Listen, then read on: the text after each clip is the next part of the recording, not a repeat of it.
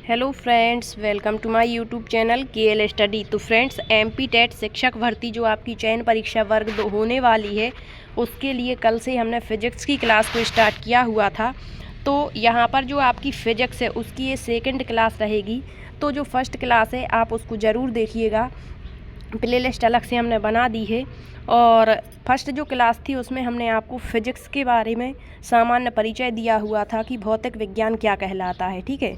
क्योंकि जब भी हम कभी कोई भी सब्जेक्ट पढ़ते हैं तो सबसे पहले हमें जानना चाहिए कि उसकी शुरुआत कहाँ से हुई है, कैसे वो सब्जेक्ट आया है और हमें कहाँ पर किस चीज़ का अध्ययन करना है। क्योंकि आपने देखा होगा आपका जो फर्स्ट चैप्टर दिया गया, अभी आपका नोटिफिकेशन तो आया नहीं है, तो आपके पास में जो है सिलेबस नहीं है, लेकिन सभी जो अभ्यर्थी हैं वो पात्रता परीक्षा के सिलेबस को ही फॉलो कर रहे हैं। क्योंकि आप देखेंगे तो सारे टॉपिक आपको देखने को मिल जाएंगे और यही सारे टॉपिक आपका जब नोटिफिकेशन आएगा वहाँ पर भी देखने को मिलेंगे, ठीक है। तो कल का जो सेशन था उसमें हमने आपको सिलेबस भी बताया हुआ था कि कैसे कैसे आपके टॉपिक दिए गए हैं। तो फिजिक्स का जो सबसे फर्स्ट टॉपिक दिया गया है वो है आपका मापन यानी मेजरमेंट, ठीक है।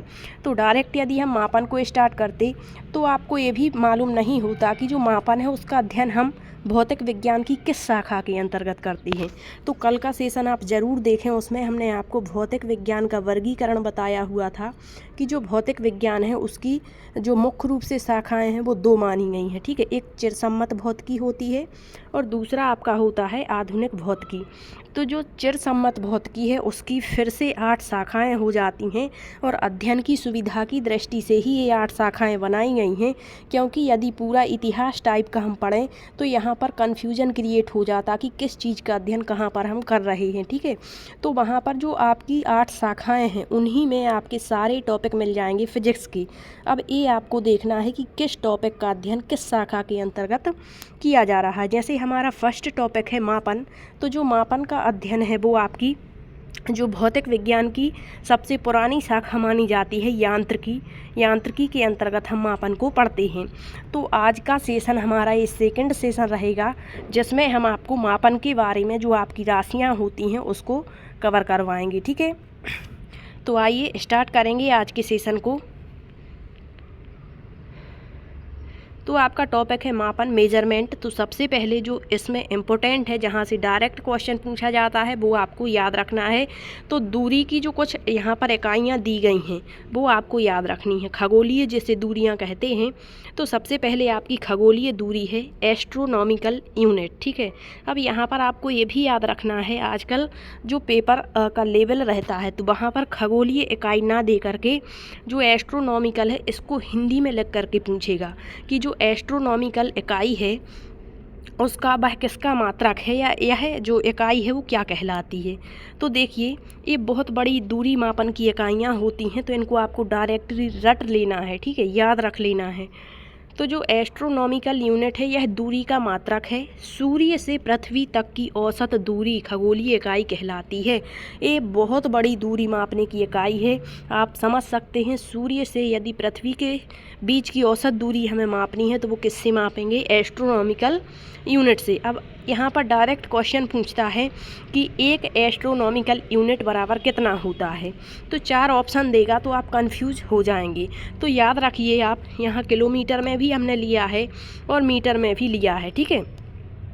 तो देखिए, एक एस्ट्रोनॉमिकल यूनिट बराबर होता है 1.5 इंटू 10⁸ किलोमीटर। यदि कन्फर्म बात करते हैं तो इतना होता है 1.496, ठीक है। तो ये आपके नज़दीक है 500 के, तो इसको 5 बना दिया है, ठीक है। तो ये भी आपको याद रखना है। ऑप्शन में जैसे भी आपसे पूछा जाए आपको वो वहाँ पर फिल करना है। फिर मीटर में बात करते हैं तो एक एस्ट्रोनॉमिकल यूनिट बराबर होता है 1.5 इंटू 10⁻60 मीटर, ठीक है। अब देखिए 16 मीटर है, ये मीटर में है और ये आपका किलोमीटर, दोनों याद रखिए। और एस्ट्रोनॉमिकल यूनिट क्या है तो ये आपको पता लग चुका है। अब देखिए प्रकाश वर्ष क्या कहलाता है। पिछली बार का आप क्वेश्चन पेपर उठाकर देखना, वहाँ पूछा गया था एक प्रकाश वर्ष बराबर होता है कितना होता है। तो यह जो है एक वर्ष में प्रकाश द्वारा तय की गई दूरी ही प्रकाश वर्ष कहलाती है। अब एक प्रकाश वर्ष बराबर 1 लाइट ईयर बराबर होता है 9.46 इंटू 10⁻12 1 किलोमीटर में है और ये आपका मीटर में दिया गया है, तो आपको दोनों याद रखने हैं। नेक्स्ट है पारसेक, दूरी मापने की सबसे प्राचीन और सबसे बड़ी इकाई। तो डायरेक्ट ये भी क्वेश्चन पूछ सकता है कि दूरी मापने की सबसे बड़ी या फिर सबसे प्राचीन इकाई कौन सी है, तो वो है आपकी पारसेक। तो 1 पारसेक बराबर कितना होता है, तो 3.26 प्रकाश वर्ष, ठीक है, या फिर इस तरीके से भी इसको कहते हैं। तो ये दूरी मापने की कुछ बड़ी इकाइयाँ थीं जो आपको बता दी हैं, आपको याद रखना है। अब पिछली बार का जो एग्ज़ाम हुआ था पात्रता परीक्षा का, ठीक है, उसमें क्वेश्चन ये पूछा गया था इनका आरोही क्रम। तो जैसे हमने अभी आपको बताया कि पारसेक सबसे बड़ी इकाई है, दूरी मापने की सबसे प्राचीन है, ठीक, तो इनका क्रम आपको याद रखना है। इन 3 में जो छोटी होती है वो एस्ट्रोनॉमिकल यूनिट है, खगोलीय इकाई है, फिर है प्रकाश वर्ष और फिर है पारसेक, ठीक है। यदि इस तरीके से इनका घटता क्रम पूछेगा तो सबसे पहले हो जाएगी सबसे बड़ी दूरी जो होती है पारसेक, फिर हो जाएगी आपकी लाइट ईयर, फिर हो जाएगी आपकी एस्ट्रोनॉमिकल यूनिट, ठीक। तो ये हो गई कुछ दूरी मापने की बड़ी इकाइयाँ। अब देखिए मापन हमें चूँकि पढ़ना है, तो मापन कहलाता क्या है, तो मापन आपको पता है किसी भी चीज़ को मापना, ठीक है, बताना कि वो चीज़ कितनी है। देखिए किसी आवश्यक मात्रा को मापने की क्रिया ही क्या कहलाती, मापन कहलाती है, मेजरमेंट कहलाती है। अब देखिए भौतिक विज्ञान में चूँकि हम मापन पढ़ रहे हैं, तो भौतिक विज्ञान में मापी जाने वाली कोई भी मात्रा भौतिक मात्रा कहलाती है। उदाहरण के लिए आपको बता दें जैसे लंबाई, तो लंबाई को हम मापेंगे, इसका एक संकेत चिन्ह होगा द्रव्यमान, ठीक है, किलोग्राम में मापेंगे, समय को सेकंड में मापेंगे, लंबाई को मीटर में मापेंगे। तो ये उदाहरण है, ठीक है। तो ये तो आपकी मापन की सिंपल सी डेफिनेशन हो गई। अब हम यहाँ पर स्टार्ट करते हैं भौतिक राशियों से। डायरेक्ट हमें मूल राशियाँ और मूल मात्रक नहीं पढ़ने हैं, वो तो हर पुस्तक में आपको देखने को मिल जाएंगी। उससे पहले हम पढ़ेंगे भौतिक राशियाँ क्या होती हैं, ठीक है। फिर जो भौतिक राशियाँ हैं इनका वर्गीकरण होता है और यहीं से उत्पन्न होती हैं आपकी मूल राशियाँ और मूल मात्रक, और फिर होती हैं आपकी व्युत्पन्न राशियाँ और व्युत्पन्न मात्रक। ये दोनों पढ़ने हैं। डायरेक्ट हम मूल मात्रक पढ़ लेते हैं कि मूल मात्रक 7 होते हैं और इनका जो है एसआई मात्रक एसआई जो मात्रक होता है वो ए होता है, ठीक है। ये हमें नहीं पढ़ना, पहले हम पढ़ेंगे मूल राशियाँ क्या कहलाती हैं, और जो मूल राशियों को ही व्यक्त करते वो मूल मात्रक होते हैं। तो आइए यहाँ पर हम देखेंगे भौतिक राशियाँ फिजिकल क्वांटिटीज़ क्या होती हैं। तो भौतिकी का अध्ययन करने से पहले हमें यह जान लेना आवश्यक है कि भौतिकी के अंतर्गत जिन परिघटनाओं का, जिन वस्तुओं का और जिन पदार्थों का अध्ययन किया जाता है उन्हें भौतिक गुणों को भौतिक राशियों के रूप में हम व्यक्त करते हैं। यहाँ पर स्पष्ट रूप से आपको समझना है कि भौतिकी में जिस भी चीज़ का हम अध्ययन कर रहे हैं उनके जो भौतिक गुण हैं उनको ही हम भौतिक राशियों के रूप में व्यक्त करते हैं। अब जो भौतिक राशियाँ हैं वो कौन कौन सी हैं, तो देखिए क्या कहलाती हैं भौतिक राशियाँ। तो वे राशियाँ जिन्हें एक संख्या के द्वारा हम व्यक्त किया जा सके या व्यक्त करते हैं और जिन्हें हम प्रत्यक्षतः माप सकें वही भौतिक राशियाँ कहलाती हैं। जैसे यहाँ हमने कह दिया लंबाई, तो लंबाई को एक संख्या में व्यक्त करेंगे, ठीक है, कि इतनी लंबाई है। मान के चलिए हमने कह दिया लंबाई का मात्रा क्या होता है, मीटर, हमने कह दिया 5 मीटर की लंबाई है। या ये जो पलंग है या जो भी कोई भी वस्तु आप ले सकते, टेबल जो है वो 5 मीटर लंबी है, तो 5 मीटर, यहाँ 5 क्या है, एक संख्या है और इसको हम इस संकेत से डिनोट कर रहे हैं और इसे हम तभी बता पा रहे जब वो हमारे सामने है, प्रत्यक्ष रूप से हमने उसको मापा है, तो वो कहलाती हैं भौतिक राशियाँ। तो भौतिक राशियाँ क्या हैं, वे सभी राशियाँ जिन्हें एक संख्या के द्वारा व्यक्त किया जा सके एवं प्रत्यक्षतः मापा जा सके भौतिक राशियाँ कहलाती। ये आपकी भौतिक राशियाँ दी गई हैं। अब देखिए ये तो हो गई भौतिक राशियाँ। चूँकि भौतिकी में हम मापन पढ़ रहे हैं तो भौतिक राशियाँ ये हो गई। अब भौतिक राशियाँ जो होती हैं वो 2 प्रकार की होती हैं, एक मूल राशियाँ फंडामेंटल क्वांटिटीज़ और दूसरी होती है व्युत्पन्न राशियाँ डेरिवेट क्वांटिटीज़, ठीक है। अब जो मूल राशियाँ और व्युत्पन्न राशियाँ हैं इन्हीं से आपको पढ़ने हैं फिर मूल मात्रक और व्युत्पन्न मात्रक। अब यहाँ पर आप किसी भी पुस्तक में देखिएगा तो वहाँ पर ना तो आपको मूल राशियाँ मिलेंगी ना ही व्युत्पन्न राशियाँ, डायरेक्ट चैप्टर दिया गया होता है वहाँ पर आपका मूल मात्रक और आपके दूसरा टॉपिक होगा आपका व्युत्पन्न मात्रक।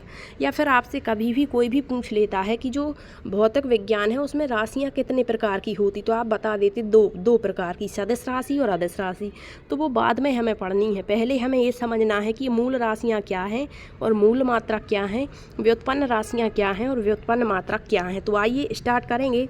मूल राशियाँ, फंडामेंटल क्वांटिटीज़। अब देखिएगा, मूल का मतलब होता है जिसमें किसी अन्य चीज़ का हस्तक्षेप नहीं होता, वो मूल कहलाता है। ठीक है, मतलब जो स्वयं से जन्मा होता है, ना कि किसी अन्य चीज़ से उसको बनाया गया है। तो मूल का मतलब यही है। अब देखिए, एक दूसरे से स्वतंत्र राशियाँ मूल भौतिक राशियाँ कहलाती हैं। मतलब ये अपने आप में स्वतंत्र होती हैं, इनको किसी चीज़ की ज़रूरत नहीं पड़ती है। वो क्या है, मूल राशियाँ हैं। जैसे हमने कह दिया लंबाई क्या है, एक मूल राशि है, ना कि मूल मात्रक है। ठीक है, क्या है, मूल राशि है। द्रव्यमान, समय, ताप, विद्युत धारा। तो आपको बता दें, जो जितने आपके मूल मात्रक हैं उतनी ही आपकी मूल राशियाँ हैं। कितनी हैं, 7 हैं। अब ये जो मूल राशियाँ हैं आप देख रहे हैं, ये क्या है, मूल राशियाँ हैं। जैसे आपसे क्वेश्चन में दे दिया कि जो लंबाई है या द्रव्यमान है या समय है या ताप है, बताइए ये मूल मात्रक है या मूल राशि है, तो मूल राशि है ये। ठीक है, अब जब ये मूल राशि है तो किसी दी हुई राशि की उसकी मात्रा से तुलना करने की क्रिया मापन, ये तो हो गया।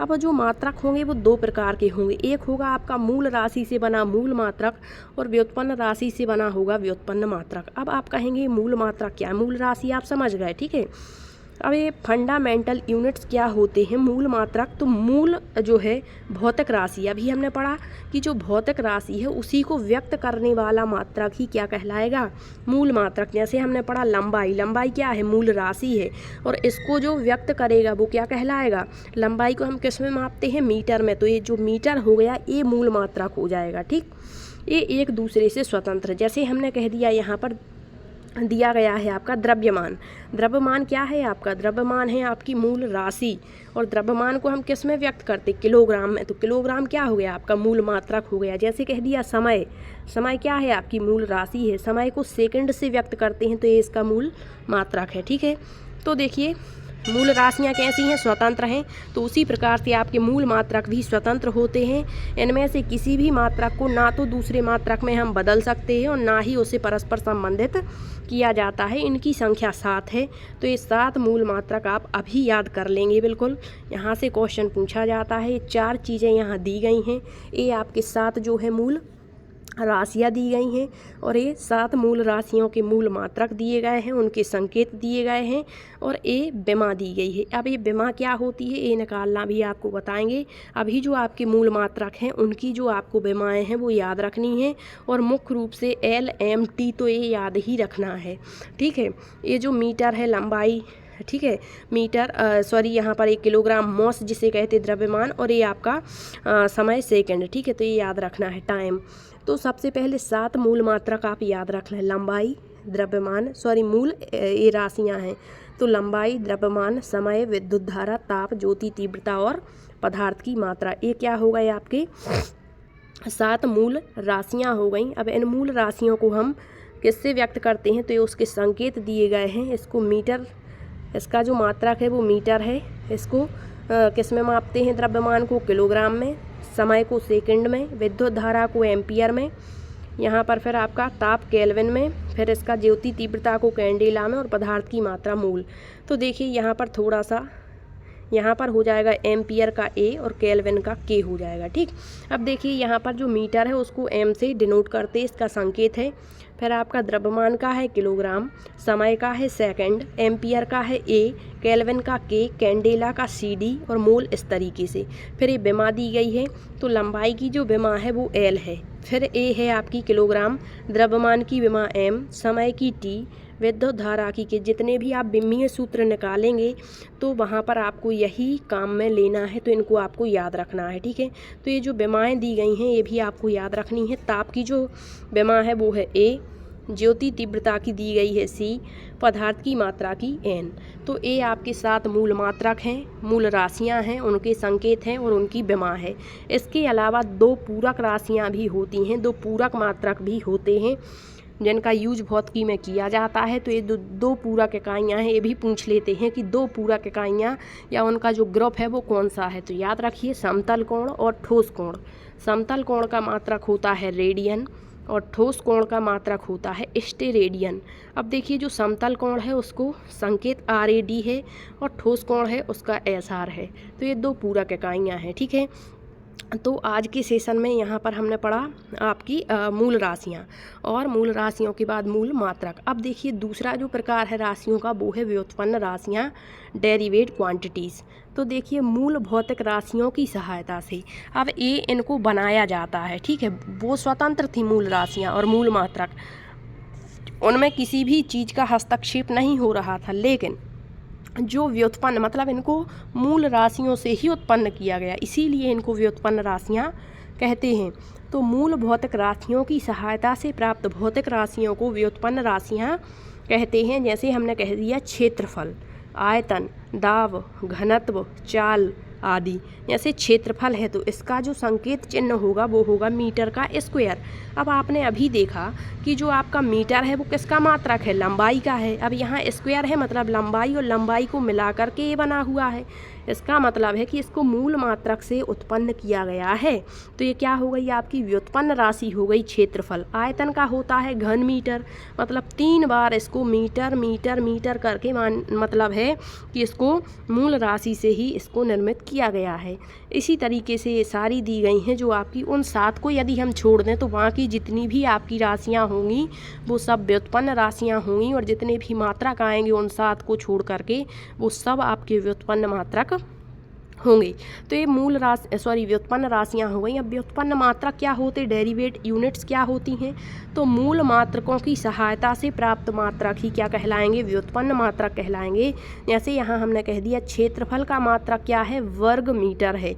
आयतन का मात्रक क्या है, घन मीटर है। तो हमने तो पढ़ा है कि लंबाई को किस में मापते, मीटर में। तो ये मूल मात्रक था, लेकिन यहाँ घन मीटर वर्ग मीटर आ गया, मतलब इसका कि इसको मूल मात्रक से ही बनाया गया है।